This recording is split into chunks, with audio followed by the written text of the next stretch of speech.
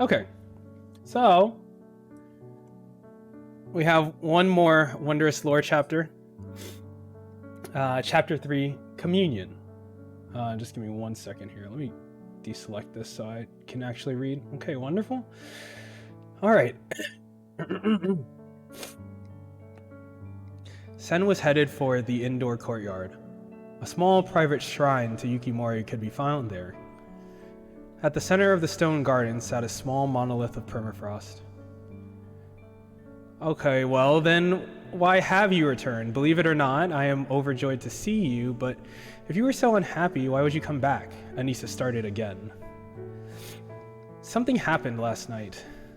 Does it have to do with your tale, or is this unrelated? Well, yeah. Enlightened now, are we? Okay, this part isn't the simple part. In fact, I'm not even sure if I should explain, and I'm honestly not trying to be cryptic. Well, you're failing. Anissa folded her arms, losing patience again. I can tell you and the rest of the family about the past 4 years, about my travels, and about why I left. But instead, you desperately wanted to tell someone about the life-changing event you had last night, and you have no one in the galaxy to turn to but your family. That's why you returned. Because you're finally lost and need the comfort of home. Sen took a deep sigh and finally relaxed his stance. The collar of his jacket lowered with his shoulders to reveal more of his face. Sis, you gotta promise not to tell our parents. I'll tell them the rest like I said, but you know religion is their lives.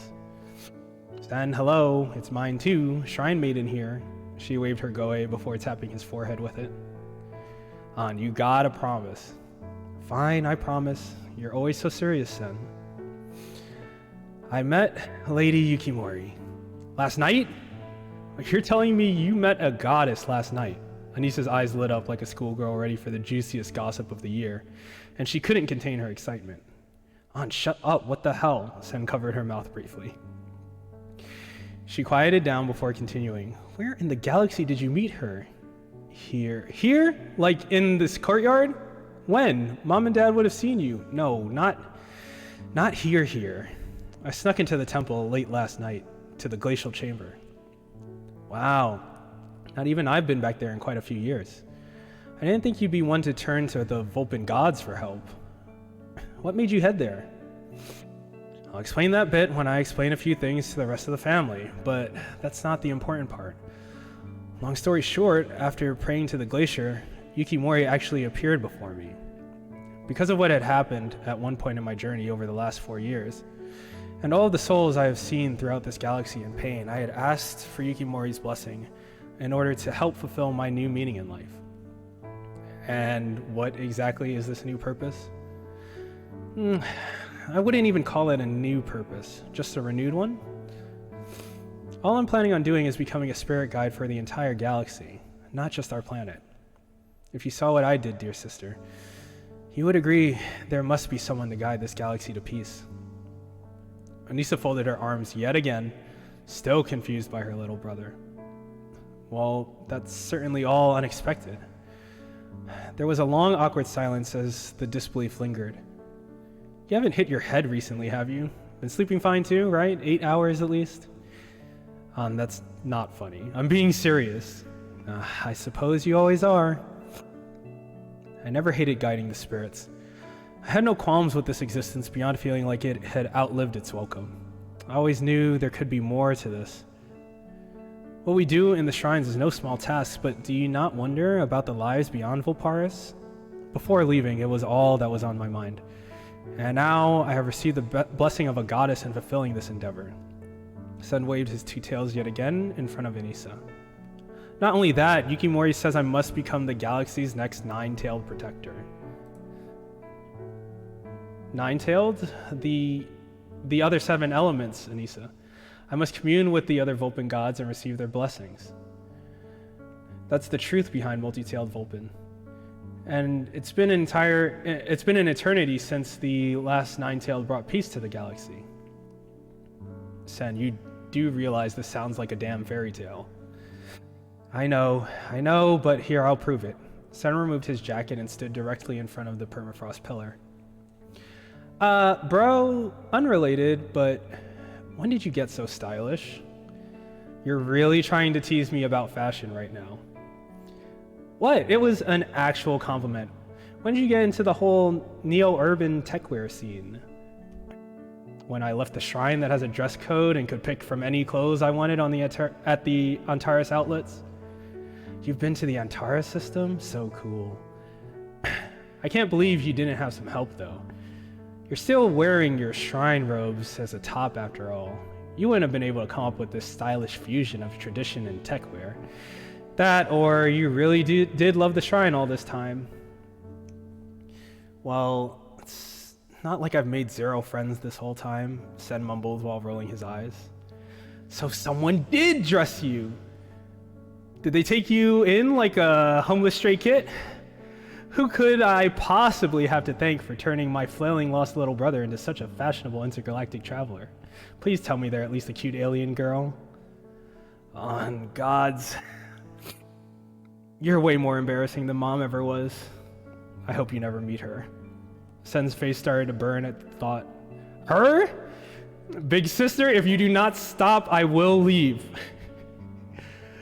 Fine. We can talk girls another time. Just show me the thing. Anissa giggled repeatedly. She couldn't help staring at Sen's flushed red face. Anyway, the reason I was being such a weirdo about the biodome earlier is I've noticed the cold feels different. Different how? Like, I know the cold is there, but it doesn't feel like I would ever care that it is. Well, have you gained any ice-related powers or anything after Yukimori granted you her blessing? I honestly don't know. She shot an orb of ice into my chest without a word. Was surprised I lived, and then disappeared, Sen explained before turning back to the pillar. Anissa walked up next to him and looked into his eyes. They haven't always been this shade, have they? What?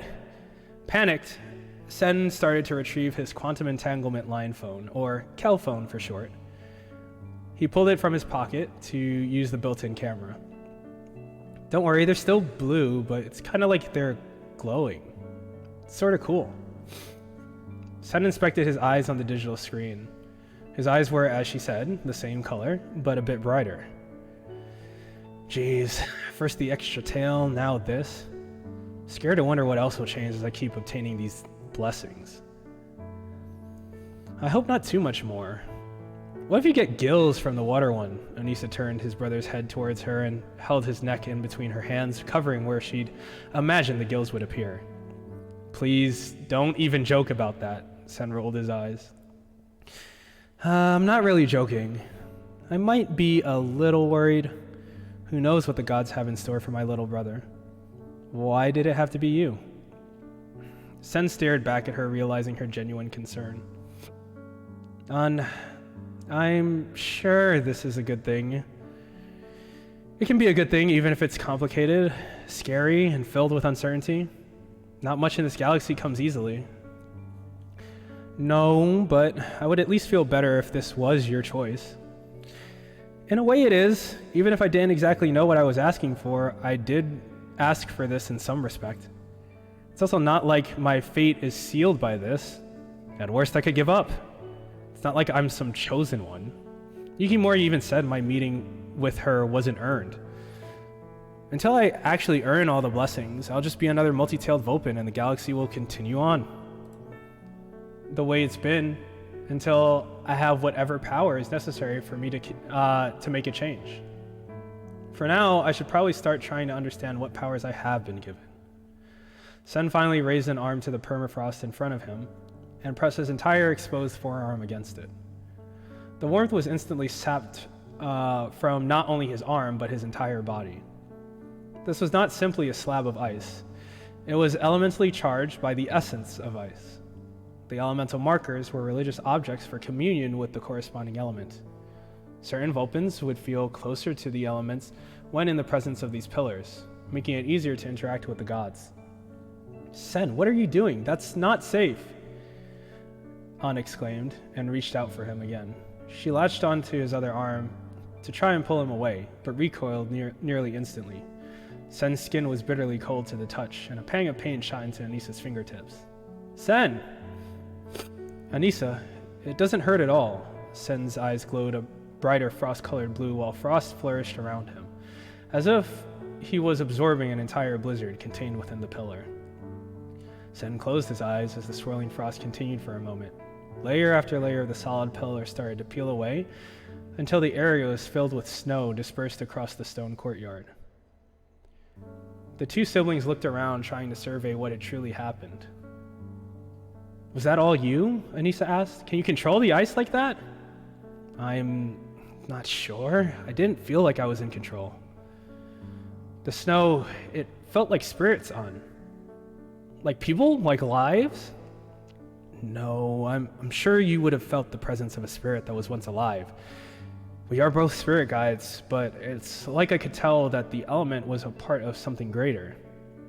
Like it was a force of its own, or that it had a pulse of life similar to a heartbeat permeating throughout those icy winds. Anisa paused for a moment, still observing, trying to make sure Sen was okay. They say that the 7 elemental deities are spiritual embodiments of the elements. They say that they are the elements come to life. The old texts say that they weren't the first either, that the makings of each of these elements once walked among the creatures of the galaxy, but at some point their forms were stolen. It wasn't until large concentrations of those elements were all gathered here on Volparis that the 7 elements were reborn again. How and by who remains lost to ancient history, but it was said that the universe was on the brink of destruction. From then on, the elements were revered as the 7 gods to prevent their destruction from occurring again. And why am I just now hearing of this legend? You left before you could study the old texts. This religion is millennia old.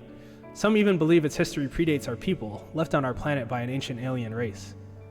The teachings of our time are unimaginably simplified, Anisa explained. Sen shook his head before letting out a sigh. It really does seem like I'm in over my head, doesn't it? You're just now coming to this conclusion? Don't believe in me either? Little brother. Anisa instantly felt bad. She knew that her brother had always sought some way to both satisfy the approval of those who mattered to him without sacrificing himself in the process. It was obvious to her that It was obvious to her that he had come home for help. But his words showed that her little brother was still seeking some sort of consolation. You have proven before that what I believe, what anyone else believes, isn't important. Look at you, Sen. The you from 4 years ago wouldn't believe who you are now. It may look like an impossible task to anyone else in the galaxy, but it doesn't mean that you won't prove them all wrong and rise above this. The gods, they chose you out of billions of Vulcan living at this moment. Yukimori chose me. I still have to prove myself to the others, Sen tried to deflect. And you will. Even if you don't quite have the faith in yourself to believe that you will, I know you will. You've got the faith. You got to have faith in Yukimori for choosing you. How touching. What kind words. Witnessing such a strong familial bond just about has me melting. Huh? Who? Sen turned around toward the remains of the elemental marker. Who what? Jumpy much? An scowled. You didn't hear anything, An? No. You know, the one time I tried to be a supportive big sister and you gotta ruin the moment, you spaz. Must have been the wind. An unnatural gust came from multiple directions, all blowing toward the marker until the snow around it swirled into a small, white glowing ball. The wind stopped, and the ball hopped a couple of feet into the air before revealing a few limbs, a head, and a tail. Or the cold. Okay, what are you?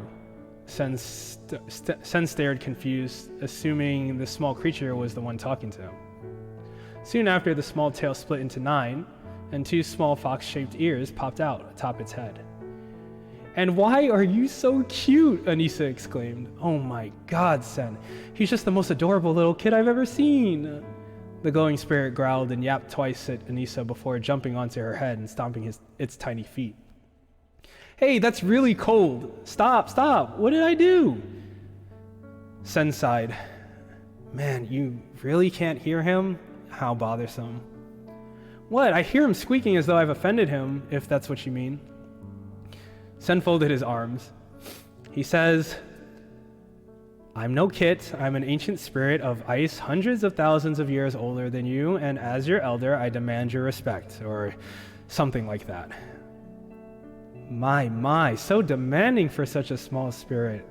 Anissa wrapped her hands in the sleeves of her robes and lifted the spirit up off of her head to look him in the eyes. Sen was surprised the spirit maintained an actual tangible form, and even more surprised that the brat allowed Anissa to hold him. The two locked eyes, frowning at each other for a few moments without a word. Anissa looked like a disappointed mother waiting for her child to realize how badly they've been behaving. The spirit yapped again while looking away. And what more did he have to say for himself? Man, this translator thing is already getting old. You know that's my sister, right, spirit? It didn't seem as rude this time. It was more embarrassed. Pretty lady staring too long or what? Hey, why would an elemental spirit even find a girl like her attractive? Anissa started laughing. I was not expecting that, you little flatterer. I can't melt your tiny icy butt, can I? She pulled him in for a hug before he tried to worm his way out of her clutches and continued to be just as vocal as before. Anyways, apparently he's mad I woke him up, but can see we need his help, Sen continued. I guess I'll just count on you to relay the important bits. I am slightly jealous that I can't hear him, though. I mean, I'm just as much of a spirit guide as you, Sen, yet I can't hear this one. Her words were followed by more yapping. The spirit, finally able to slip away from Anissa, floated through the air, a cold breeze gently following his movement. I see sealed redeem to hydrate, so I am going to take that water while we read. He's saying that while that may be true, you guide the spirits of a being, which are apparently a derivative and creation of the combined efforts of the elements. Only those attuned to the elements can commune with elemental spirits of that corresponding element. Sen continued to translate for Anissa. Is attunement that special? Are the elements all that different? You two once lived, haven't you? Even if long ago? All spirits had to have once lived. There is no such thing as dead spirits. All spirits are alive. There are only shackled spirits, bound by corporeal forms. Whether that be the body of a being, a volcano for fire, a mountain for the earth, or a glacier for ice. They are all vessels in which the spirit can make its mark on the universe before making their way back to the spirit stream to find a new form. Or so he says. But we knew that about spirits in general. What makes the elemental spirits any different from us beings, as you call us? Anissa asked, followed by more yaps. As he said, beings are the culmination of the elements joined to create something greater than the sum of their parts, but disconnected from its origins. He wants us to think of us as a crude concoction of more pure raw materials. An attunement to the element is refinement, allowing beings to become in touch with their origins. Sen grimaced and rubbed his eyebrows, trying to decipher all the information being given to him. So, you said you wanted to help. Have you been listening to our conversation the whole time while you were in that pillar? The spirit nodded before hopping onto Sen's shoulder to speak to him directly. Our connection is the blessing of the goddess of ice. By the grace of the goddess, your journey has begun, and I will be your guide. I will teach you of the elements and help you learn of our ways until you restore your connection to the other 7. You will become the next elemental being, a liaison between all spirits in the galaxy and you. Sen couldn't keep a straight face. He knew that this was just further explanation of exactly what was expected of him, but hearing this wild prophecy-like story from this tiny mascot-looking spirit was so surreal to him. Sen tried to hold in his laughter, but the spirit heard him and started aggressively biting at his ear. The spirit was so small, and Sen was no longer affected by the cold, so it didn't hurt at all. Sen burst out laughing at the whole situation. What? What did he say? Anissa asked. Sis, I'm in one of those Earth anime, I swear to the gods. Anissa folded her arms. I know you're not laughing because you're not taking it seriously, but it does feel like a fantasy. Impossible. Sen finished her thought with his. The spirit rolled his tiny beady eyes before jumping off of his shoulder and returning to where the pillar of ice once stood. The spirit started to glow a bright blue and floated until the scattered snow gathered beneath him again. Once gathered, the snow was packed together by gust after gust of icy winds, starting slowly at first but becoming more rapid, until another smaller obelisk of what seemed to be pure ice formed under the spirit. Wait, you're not going back to sleep, are you? You can't, Sen pleaded.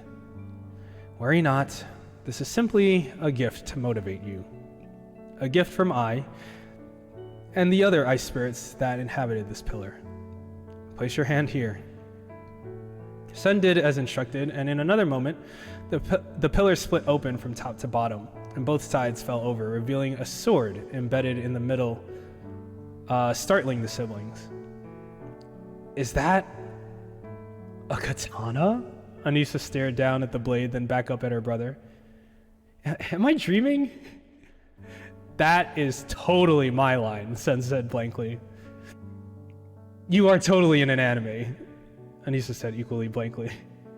The spirit jumped onto the other half of the pillar that contained the katana and started yapping constantly at the two of them. I'm not ungrateful. I'm just taken aback, but thank you.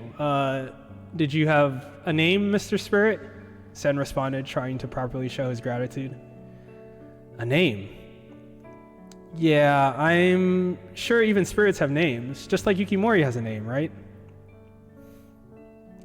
Yeah, okay. Oh, sorry, I lost my place. Names are purely a being concept. The goddess you refer to as Yukimori is an identifier created by you Vulpin children. It wasn't a name chosen by her, the spirit scoffed. So what you're saying is we should choose, just like we chose for Yukimori, Sen willfully misinterpreted. We get to name him? Oh, I want to. He can be Mochi because he's cute. He's a cute little white ball, or what about Cube? Why Cube? You just said he was a ball. It's just like a cuter, shorter version of Cubey, like Ninetales? The spirit said nothing, but looked up at Sen as if begging him to preserve his pride. How about I name him? But you'll probably name him something lame and edgy. Sen shrugged off the comment before suggesting, how about Shimo? The spirit's ears perked up at the suggestion. It simply means frost, fitting for a small ice spirit, Sen explained. The spirit waved all 9 of his tails without saying another word, as if saying it would do, but trying to not completely agree with the purely being concept. Well, all right then, Shimo.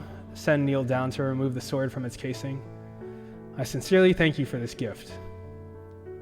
Obviously, this is a sword, but there has to be more to it than it being made out of ice. So what do we have here exactly? Sen struggled briefly to lift it. At its touch, he felt an overwhelming presence. Shimo yapped, that can't be too heavy for you. It's exactly as you said, a sword made of ice. Its blade is made of thousands of condensed spirits, shaped by a thin physical layer of that ice. You'll notice it's not actually heavy at all, as we spirits have no true physical form or weight.